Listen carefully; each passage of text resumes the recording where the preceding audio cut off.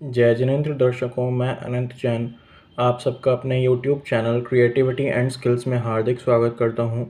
Video में आगे बढ़ने से पहले मैं आपसे रिक्वेस्ट करूंगा कि मैं हर वीडियो के डिस्क्रिप्शन में मैं अपनी बुक और व्हाट्सएप चैनल के लिंक देता हूं, तो आप प्लीज़ दोनों को चेक करिए।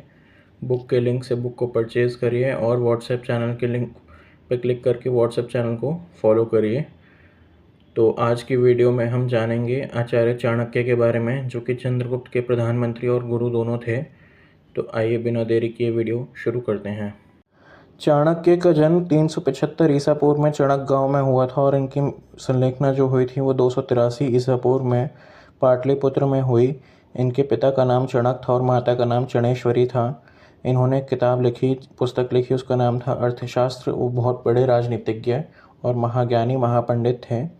चाणक्य के बारे में कहा जाता है कि इनका जन्म जब हुआ तब इनके मुंह में पूरे दांत थे, तो इनके पिता चणक घबरा गए, क्योंकि मुनियों ने अवधि ज्ञान से बताया कि ये जो शिशु है ये महान शासक बनेगा आगे चल के।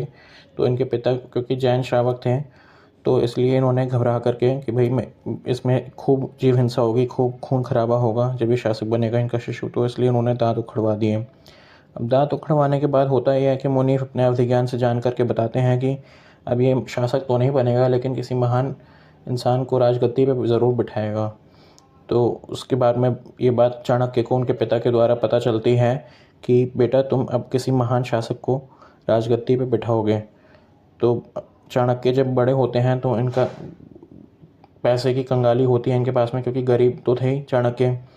तो किसी के कहने पे ये उस समय के तत्कालीन नंद वंश के सम्राट धनानंद के दरबार में जाते हैं भिक्षा मांगने के लिए। अब होता यह है कि धनानंद के जब राज दरबार में पहुंचते हैं तो ये उनकी गद्दी पे बैठ जाते हैं, जो कि धनानंद के उसमें का जो सिंहासन होता है। अब वहाँ पे जो नौकर होता है वो उनको और भी सीट ऑफर करता है कि आप यहाँ बैठ जाइए, यहाँ बैठ जाइए, क्योंकि महाराज आते होंगे। लेकिन चाणक्य सुनते नहीं है, तो फिर वो क्रोधित होकर नौकर उनका अपमान करता है और उनको बाहर निकाल देता है।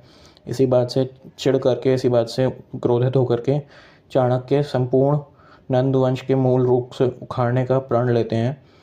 तो इसलिए फिर चाणक्य बाद में चंद्रगुप्त को प्रशिक्षित करना शुरू करते हैं। जब चंद्रगुप्त बड़े होते हैं तो चंद्रगुप्त और चाणक्य मिल करके पाटलिपुत्र पे हमला करते हैं, लेकिन उनको करारी हार मिलती है।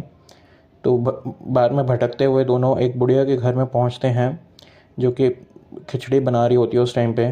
तो होता यह है कि जो बेटा होता है बुढ़िया का, जब वो खिचड़ी खाता है तो उसका हाथ जल जाता है, क्योंकि पहले के टाइम पे लोग हाथ से ही खाना खाते थे।